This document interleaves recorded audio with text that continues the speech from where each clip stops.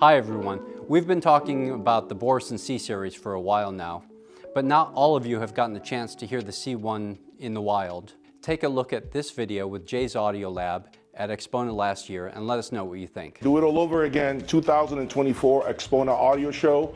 I am here with Michael Borresen and of course Tyler from Next Level HiFi. Tyler, hey, good to see you again. Michael, I haven't seen you in a minute. Yeah. I thought you had been on vacation or you left the company. I was a little concerned, I must say. Really concerned? I was concerned. Actually, I'm like, where's the man himself? Because I've been at several shows and he's been missing, but I know he's, traveling the world and, visiting clients and whatnot, so I get it. Doing new products. Building, which is the reason why we're making this video. World debut here at Jay's Audio Lab of the new stand mount C1 loudspeaker from Borresen. Michael, tell us about this new creation. Yeah, I think that previously we've been having the X series. We have an X1 also. This is sort of like the big brother of that. So this is an extension, technological extension, logical next step, where we look at all the things we do in the X and see, can we do better and can we do better? And there's always a path to do things a little bit better, and here we have optimized. So here we have our top tier tweeter, same as we use in the M series tweeter. We have a refined magnet system on the driver with a Neo and copper rings and copper caps, and we have a new membrane which is entirely new, which is sort of like next level membrane. It's a honeycomb spread toe, 2 layers of spread toe on each side of a honeycomb 3mm core.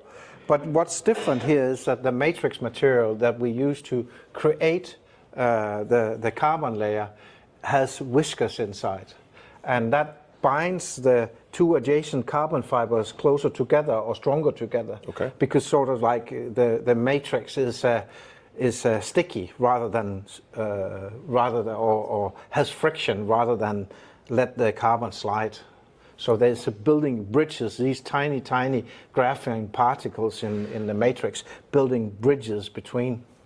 So more rigid result? Yeah, you get a more rigid result by doing that. Power handling, is it the same as the X1? Power? I think the cabinet is a little bit different, so the tuning is a little bit different. So you still talk to us about the cabinet. Can we visually talk about what's different on it specifically? Yeah, it's a little bit larger, so this has a little more breathing space.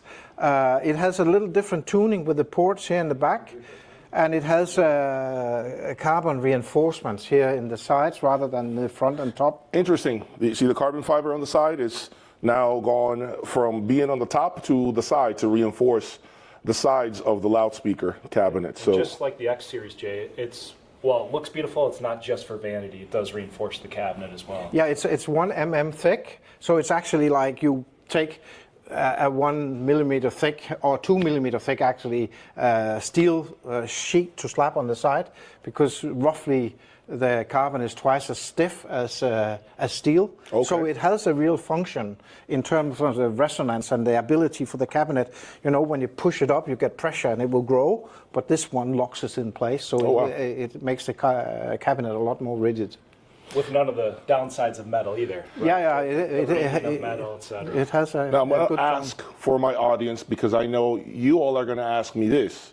Jay, what do we get sonically speaking by going from the X1 to the C1? Maybe you guys have the budget for both, but you want to see if it's worth the extra cash. We haven't spoken about the MSRP of this.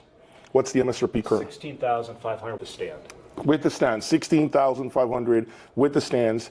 So tell us, what is it that they should expect from this one by going from the X1 to the C1? What are they buying, sonically speaking? What you do when you go into a better magnet system with lower inductance is you get a more quiet background that offers more dynamic, better headroom, bigger range, bigger scale, and it also quiets down the noise from the magnet system. So it's a funny thing about noise. You don't realize there's noise there until it's gone. Then all of a sudden you realize that's true. That speaker was noisy. Yes.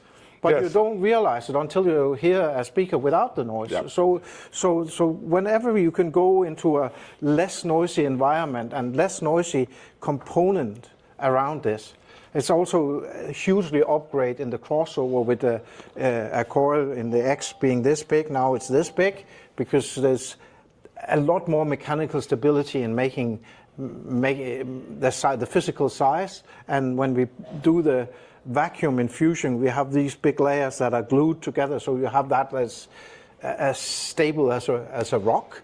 And that also, because a coil will vibrate when it has signal, and that creates noise. So there's many elements here where we have been looking at how do we make this better, this better, this better, and many small streams eventually becomes a river, right? You said something interesting. You said the quieter the speaker, obviously there's more resolution. I always think of it like there is more music hiding behind noise that we never hear. Yeah. So we kind of get used to it. Yeah. And then when you bring a speaker that is that much quieter, you hear things appear from the background that were never there.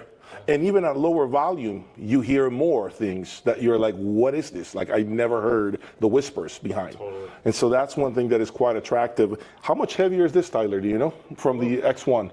It's quite a bit heavier. Yeah, I don't know the exact weight. Do you know, Michael, in kilos, what it is? I cannot remember. No, remember. I need my CAT system to look at that. So the interesting thing, is you say, well, what do you get? So these arrive from Denmark on Tuesday.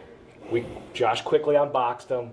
We plugged them in, and we had them next to the X1s for a brief minute, packed them back up Wednesday. But to your viewers, to answer your initial question is, what do you get?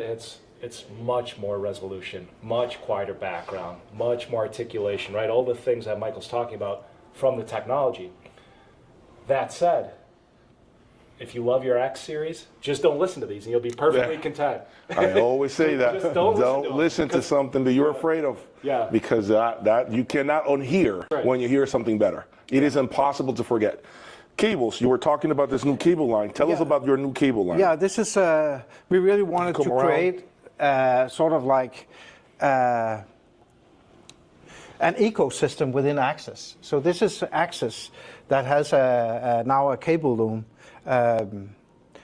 where we have been looking at new houses for connectors, new materials. So we use organic materials that are not plastic, but they are not metal either. So we have very good material, and it has all these tiny things on cables matters a lot. So it has a very, very beautiful extended tone to them. What are the MSRPs of these pieces? So this is the new Axis. This is supposed to be, and I call it entry because I can't think of a better word, but I can assure you it doesn't sound like an entry product. Tell us about the pricing on this, Tyler. Yeah, so that is the Forte 3, so that is our reference all-in-one. So that one's $11,000.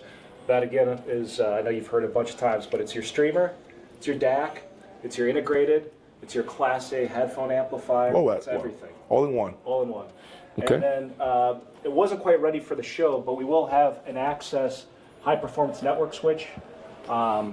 We had to use our traditional ANSUS ones, but we do have a really cool new product here, which is our ANSUS Access range power distribution bar. And historically, we've only had 8 outlet versions in a bigger chassis, which have been sometimes a little bit more expensive than an Access customer might want to spend. So now to have a 4 outlet, I forget the MSRP. Peter, do you know? It would get in around $1,000. Yeah, so maybe $1,000-ish for a high performance power distribution unit. Well, that's cheap. Yeah, That's cheap. And I imagine the switch will be somewhere similar too. Yeah. So we've always had Michael's a genius when it comes to cables and everything HiFi, but it's always been sometimes cost prohibitive for even like an X series customer. So to have Access cables where you're talking hundreds of dollars instead of thousands of dollars, we're pretty excited about the new Access cable range. It all seems good. Now I'm going to listen to it to see how it performs, guys. Hopefully you like this coverage here at the 2024 Axpona. We think the C Series is incredible. We've got so much more in store for you, so please hit the like button and subscribe, and we'll see you next time.